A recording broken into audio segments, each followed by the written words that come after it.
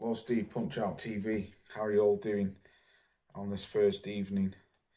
I want to talk about the Teofimo Lopez versus Josh Taylor fight, which is happening this weekend. Me personally, I think this is going to be a 50-50 fight. I've seen a lot of channels saying that Josh Taylor was going to win. I've seen a few channels saying that Lopez is going to win, but I'm just going basically off their last two performances. Josh's last performance against Jack Catterall and Lopez's last performance against Sandor Martin, where both of them got dropped in them two fights. But for me, I think this is a 50-50 fight because even though Josh is the former undisputed at lightweight, super lightweight champion, and now he only has the WBO belt, and obviously Lopez, former unified champion, he said he was undisputed, but he wasn't because he didn't have Devin Haney's WBC championship belt. He had the franchise belt, which he took from Lomachenko, excuse me.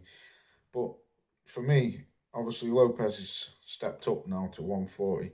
I think this is a 50-50 fight. And the Jack Catterall fight, Josh has been out of the ring now for so long, since February 2022 last year. Obviously he's had a foot injury. He's been out of the ring as the rust set in. Lopez has been more active. His last fight was in was it October last year? Not October, December last year. But even he didn't look that good in his last fight. But for me, just weighing up, I just watched a few highlights of the Jack Catterall fight, which I've seen several times, and I've just watched the Sandor Martin fight again, just a few clips. For me, both of these two have got great boxing skills, but they also have got a few chinks in their armour.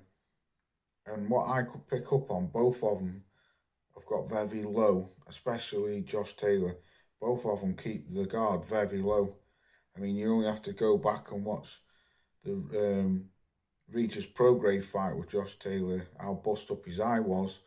And the same with Jack Catterall. He had a bit of a bust up face because his hands are very low. Obviously, Josh is 19-0 with 13 KOs. Lopez is 18-1 loss to George Gambosi's 13 KOs.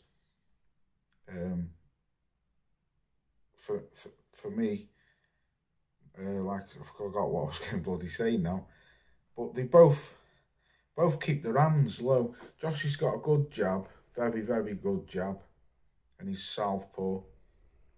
And he's an aggressive, come forward fighter, and he's got a very good uppercut as well. Good uppercut, which he doesn't throw a lot, what I've seen, but when he does, I think that was the punch what put Jose Ramirez on his arse, if I can remember correctly. It was a long time ago now, but he's got a very good uppercut, Josh Taylor. Teofimo Lopez has got very fast hands and throws punches and bunches, as they say, but when he comes forward, he lunges forward, and he also leaves himself open, as he got caught up with a check right hook off Sandor Martin, which put him down in his last fight. So for me, I personally think, I really don't know who's going to win this fight. I think this will go to the scorecards. I just watched an interview with Josh Taylor. He says he's going to stop on Sky Sports. He says he's going to stop him within 5 rounds. He's saying that he thinks he's a better fighter than Jack Catterall, fundamentally and skill-wise and all that. And he was saying if he doesn't get him out of there, it could be a tricky fight, like a game of chess. These two have got quite a bit of beef between each other, which is spanned back a few years ago now.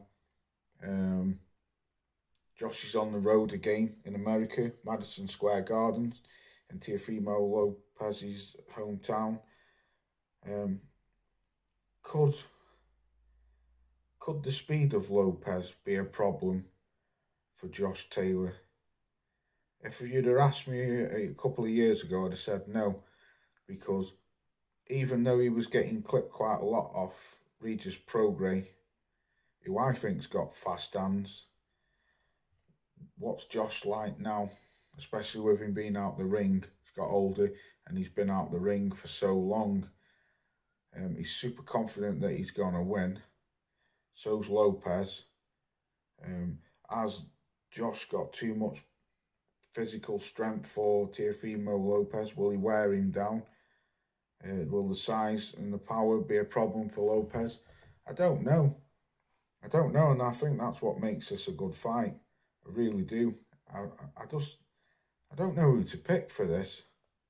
I want Josh to win it, but I'm not sure if he is going to win it, if I'm truthfully honest. I don't know. Lopez got caught on camera after the Sandor Martin fight saying, has he still got it? Because obviously he wasn't convinced in his last performance. And like I say, I'm only basing this off the last two, the last two fights for both of them. Not the last two fights, but the last two fights, which they've had, you know, they've both been in ring with good fighters. Jack Catterall, Victor Postol, Ivan Barancek, Regis Prograis. Teofimo's been in with Richard Comey, Gambosis, Lomachenko, which he won. I'm sorry if this is a bit flat, because it's been that long since I've seen these two fight, so I don't know what to expect. I just think it could be a cagey fight. I think they're both going to come forward, but I think they're going to both have a lot of respect for each other, even though out of the ring they haven't. Because Teofimo Lopez, even though he's stepped up, I still think he's a dangerous fighter. I really do. And people were on Josh Taylor's back when he did lose to Jack Catterall. I think Jack Catterall won that fight, but I was just watching on that interview, he was saying 1 minute I was up here because I was undisputed and I was riding high. I didn't have that good of a performance, and now all of a sudden I'm back down there.